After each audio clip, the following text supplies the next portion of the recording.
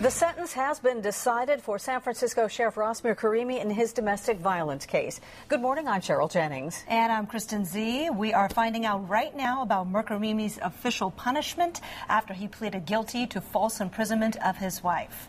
ABC 7 Sergio Gantana joins us from the Hall of Justice with the word. Sergio. Yeah, in just the last few seconds, we've heard word that the sentence has been made official. Mirkarimi did plea to a lesser charge of false imprisonment of his wife. That is a misdemeanor charge. This was an agreement that was made last Monday, and today is the formal sentencing hearing. Now, here are the terms that we know had been hammered out according to that formal deal that was hammered out on Monday. 3 years probation, 100 hours of community service, 52 hours of domestic violence classes, family counseling, and the stay-away order that is currently in effect will actually stay in effect at least until he completes the last two components of this sentence. Now, we are expecting to have a statement from the sheriff shortly after this hearing. We've been told that he is actually going to be speaking, making a few statements following the hearing. We also know that the district attorney, George Gascon, who had raised some concerns about the sincerity of this hearing, he is also expected to be making a statement following this hearing.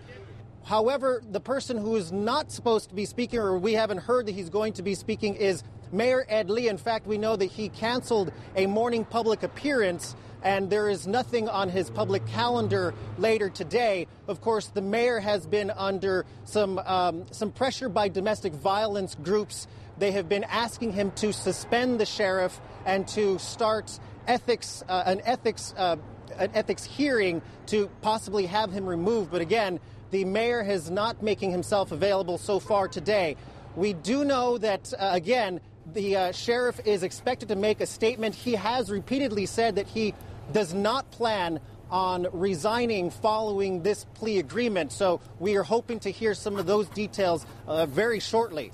Reporting live at the Hall of Justice in San Francisco, I'm Sergio Quintana, ABC 7 News. All right, Sergio, thanks very much. All right, so a whole lot of new questions, legal questions out of this, and our legal analyst, Dean Johnson, is here to answer some of them. Dean, thank you so much for coming in. Oh, my pleasure. All right, and you heard what the sentence is, Dean. What's your reaction to that? Well, the thing I've been saying all along is it's surprising how standard this is. This is exactly the kind of sentence that you would expect in this kind of case. I don't think Mirkarimi got any special treatment one way or the other.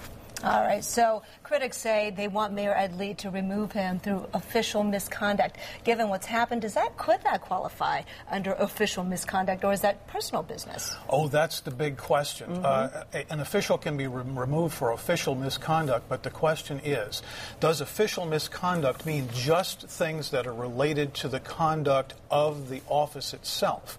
Back in 1995, the San Francisco voters passed Proposition E, which expanded the definition of official misconduct. The courts have yet to interpret that definition. All right, now here's an interesting legal dilemma. You've got the top cop in the city who's been convicted of something and now has had sentencing. So what kind of legal dilemma, ethical dilemma, does this pose for the city leaders? Well, it's a tremendous ethical dilemma for Mirkarimi because as the top cop, he has to set policy regarding, among other things, domestic violence, arrest, and prosecution, how officers will respond when they come out to a call of domestic violence. And this puts him in a very difficult position and I think in some ways undermines the credibility of the office if he remains in office. All right, so in other words, the story's not over. Dean, thank you so much for coming in. It was great to get your take. My pleasure.